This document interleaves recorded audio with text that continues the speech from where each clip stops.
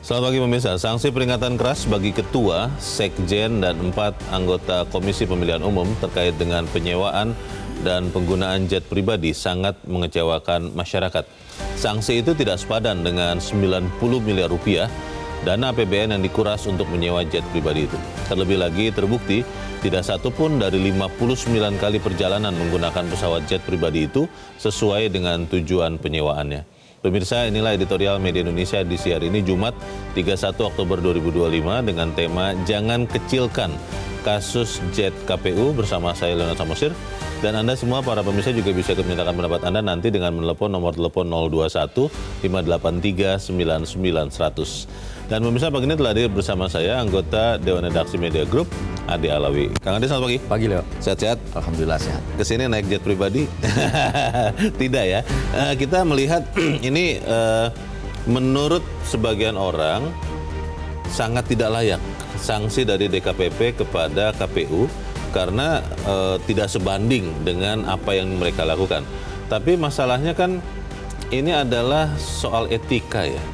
Etika itu kan susah untuk menghitung secara pasti apakah etis atau tidak.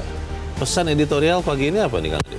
Ya, pesan editorial pada pagi hari ini adalah bagaimana etika itu harus kita junjung tinggi-tinggi. Etika berada di atas hukum. Filsuf Al-Ghazali mengatakan bahwa etika derajatnya lebih tinggi dari ilmu pengetahuan. Yeah. Mantan ketua Mahkamah Agung Amerika Serikat misalnya Al Warren mengatakan bahwa law fruit is sea of ethics, bahwa hukum itu mengapung di atas samudera etika. Artinya masalah etika ini bukan masalah yang sederhana, bukan masalah yang kecil, tetapi masalah yang sangat serius. Apalagi pelanggaran ini sudah puluhan kali ya, sekitar 59 kali ketua, kemudian sekjen dan 4 komisioner KPK menggunakan jet pribadi ketika penyelenggaraan pemilu 2024. Nah, kemudian dana yang dihabiskan sekitar 90 miliar. Nah, ini tentu saja pertama ada persoalan di situ etika, ada kepantasan, kepatutan. Dari fakta persidangan tidak terungkap bahwa penggunaan jet pribadi itu sesuatu yang urgen. Sesuatu yang memang difokuskan untuk monitoring daerah 3T. Tertinggal, terdepan, terluar. Itu tidak ada. Jadi semuanya hanya monitoring gudang-gudang logistik, kemudian bimbingan teknis dan segala macam. Yang notabene itu sebenarnya bisa dilakukan, bisa menggunakan transportasi reguler yang relatif terjangkau daerahnya. Jadi ini sama sekali menurut saya pelanggaran yang oleh DKPP ini dianggap sederhana, meskipun memang jatuhnya adalah sanksi peringatan keras. Nah, tetapi ini kan sangat layak tentu saja, dan ini juga harapan publik harus keras terkait dengan pelanggaran etika, apalagi ini sudah berkali-kali. Dan sanksinya yang lebih tepat adalah pemberhentian terhadap para komisioner. Pemberhentian. Memang itu diatur di dalam peraturan KPU atau seperti apa? Ya, ini kan semua pada subjektivitas DKPP ya. Tetapi dari DKPP, dari fakta-fakta persidangan itu mereka bisa memutuskan sanksi yang lebih keras lagi, yaitu pemberhentian. Tapi ini tidak dilakukan oleh DKPP.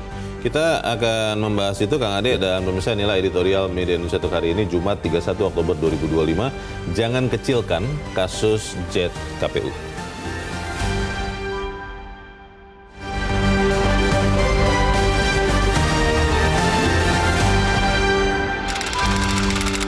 Jangan kecilkan kasus jet KPU.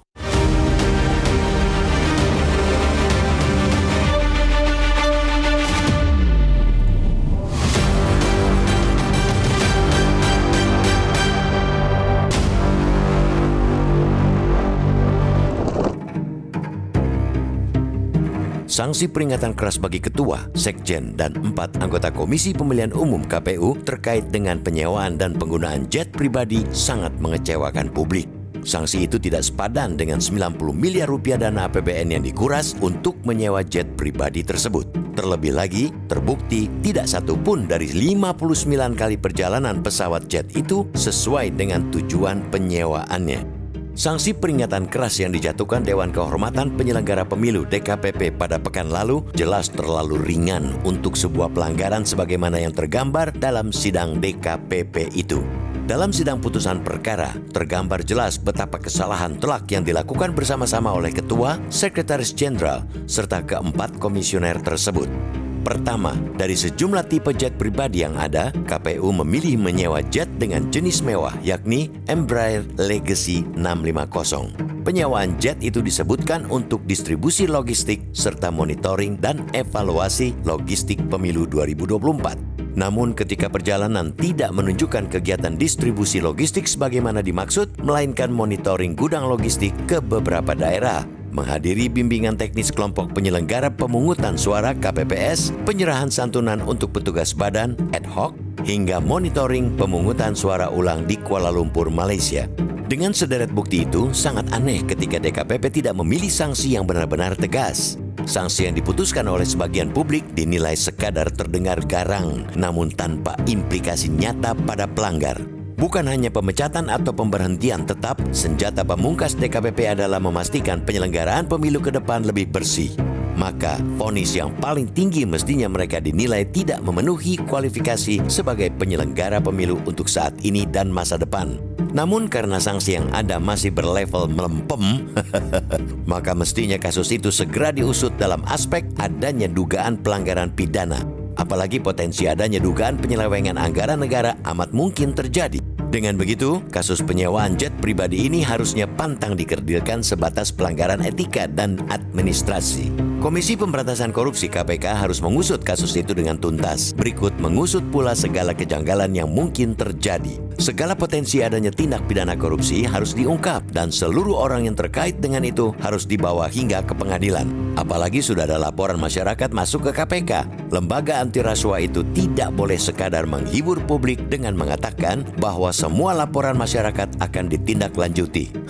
KPK mesti benar-benar menindaklanjutinya dengan mengusut, menyelidiki, dan menyidik kasus itu dengan rentang waktu yang jelas.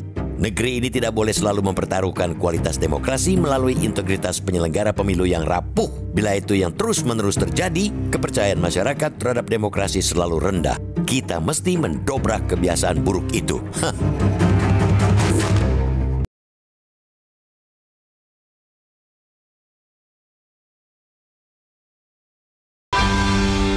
Di bagian berikut Anda bisa menyatakan pendapat Anda, pemirsa. Untuk saat ini tetaplah bersama kami.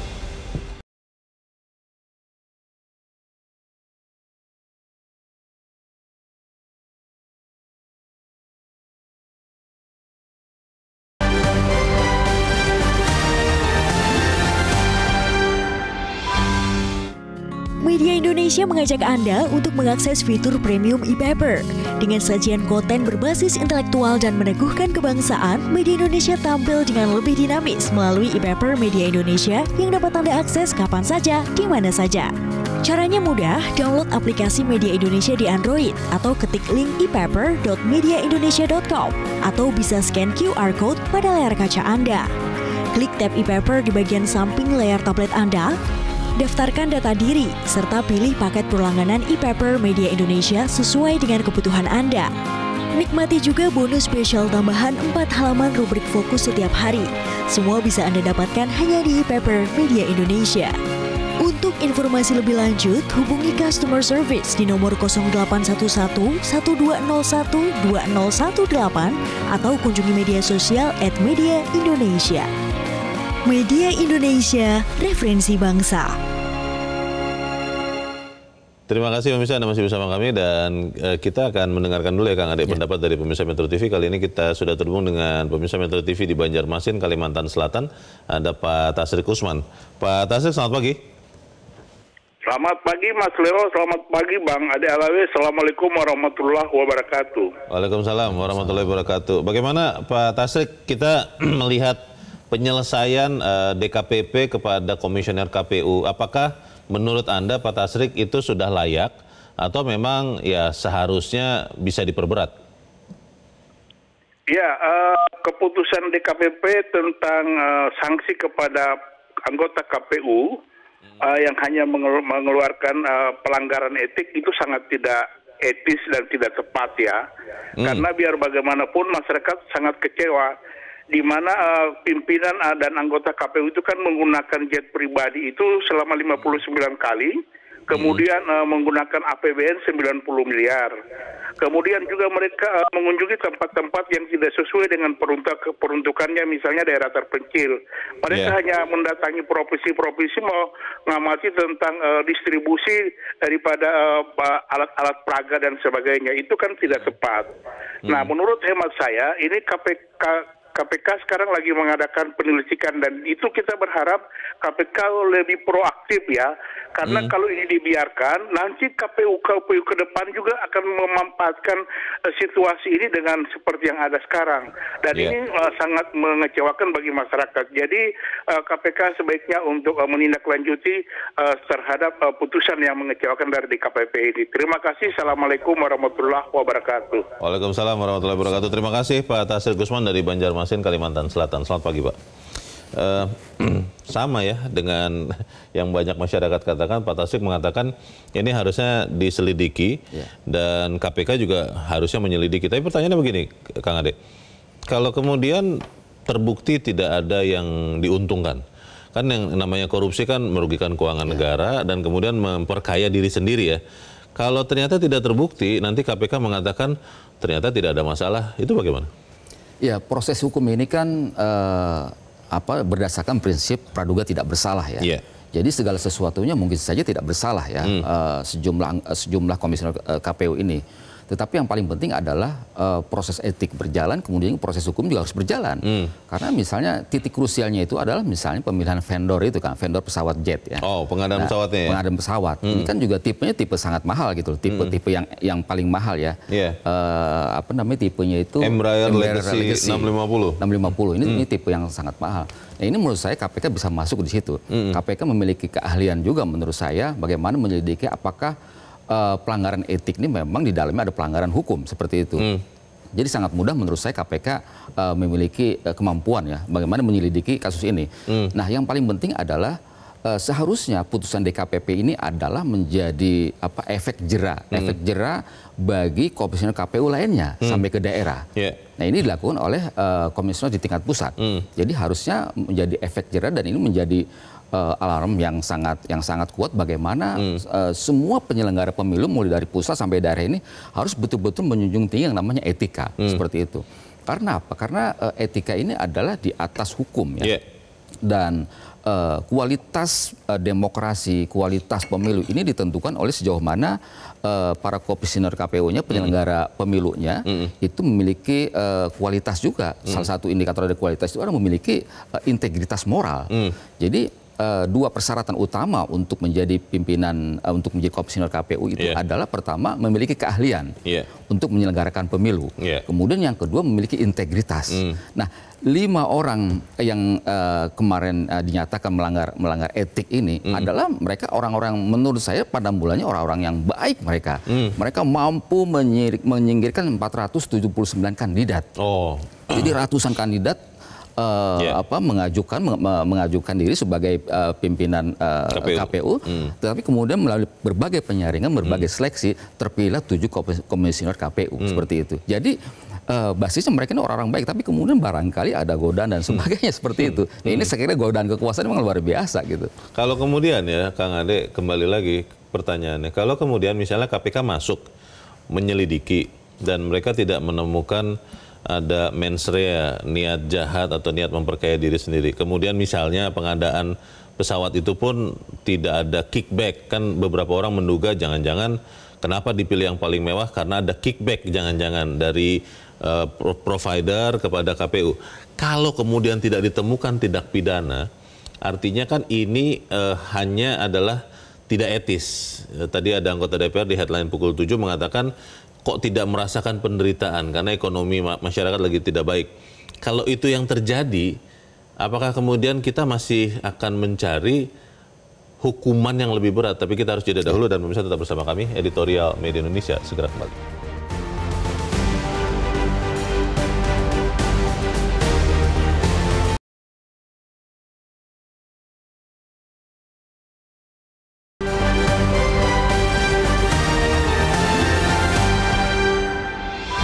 Anda bersama kami dan kita di bagian akhir diskusi kita pagi ini. Kang Ade, kalau kemudian ternyata setelah diperiksa, kalau KPK benar-benar melakukan apa yang dia katakan ya, ternyata tidak ada niat jahat, tidak ada memperkaya diri sendiri, tidak ada permainan kickback pengadaan pesawat itu, lalu apa yang kita bisa harapkan selanjutnya? Ya, pertama adalah laporan ini sudah disampaikan ke KPK, maka proses itu harus berjalan. Bila katakanlah tidak ada pelanggaran hukum, dugaan pelanggaran hukum, maka KPK pun harus memutuskan bahwa ini tidak ada pelanggaran hukum, SP3.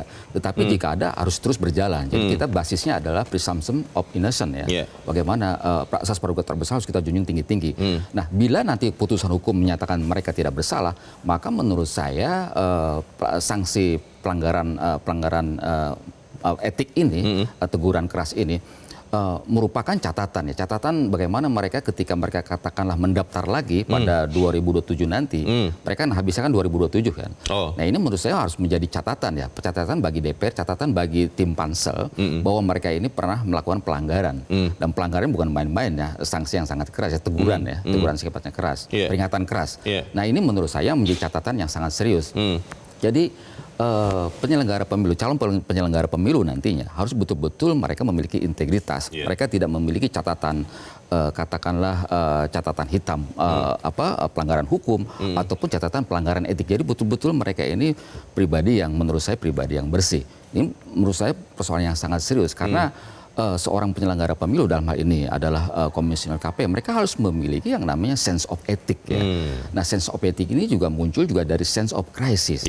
Indonesia ini sekarang dalam kondisi yang tidak baik-baik saja, perlu adanya efisiensi, perlu adanya bagaimana kita memiliki keprihatinan, bagaimana kita menjaga keuangan negara. Jangan kemudian mentang-mentang mereka anggarannya naik 57% ya daripada 2019 menjadi 71 triliun.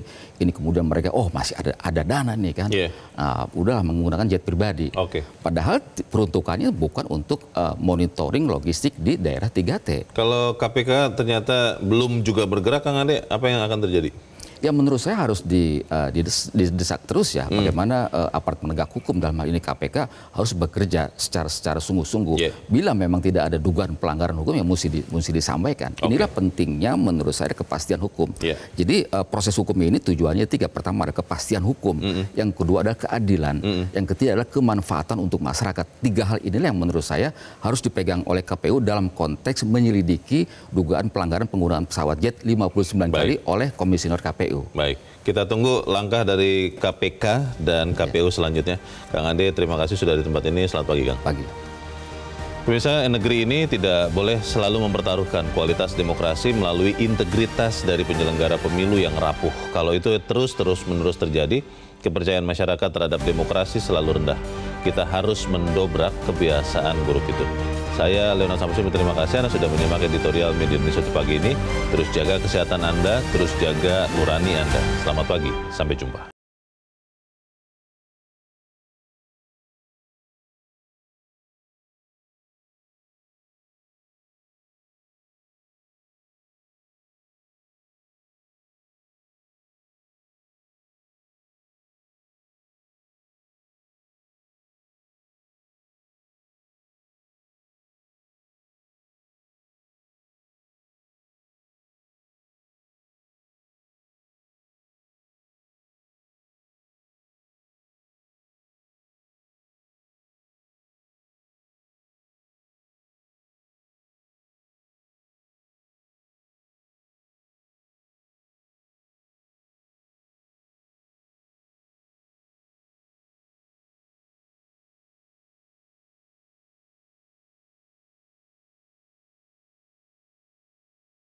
Jelajahi cara baru mendapatkan informasi. Download Metro TV Extend sekarang.